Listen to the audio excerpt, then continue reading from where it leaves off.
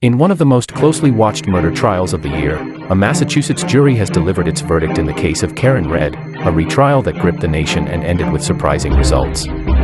Karen Reed was charged with the murder of her boyfriend, Boston police officer John O'Keefe, in a case that began with his death in early 2022.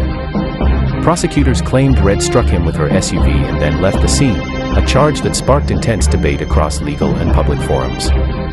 The trial began after an earlier attempt ended in a mistrial. The defense, however, argued that Reed was not responsible for O'Keefe's death and called into question the strength of the state's case. After several days of deliberation, the jury reached a verdict that shocked many observers.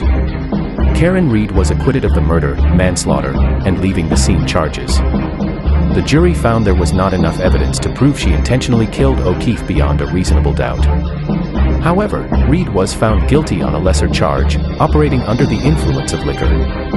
A judge immediately sentenced her to 1 year of probation and enrollment in an alcohol education program, which is standard under Massachusetts law for a first-time offense. The verdict highlights how complicated and contentious murder trials can become in the courtroom, especially when evidence and interpretations diverge sharply. With public interest high and emotions intense throughout the case, the outcome will likely continue to spark discussion about justice, standards of proof, and how we interpret evidence. Hit subscribe and stay tuned for our next deep dive.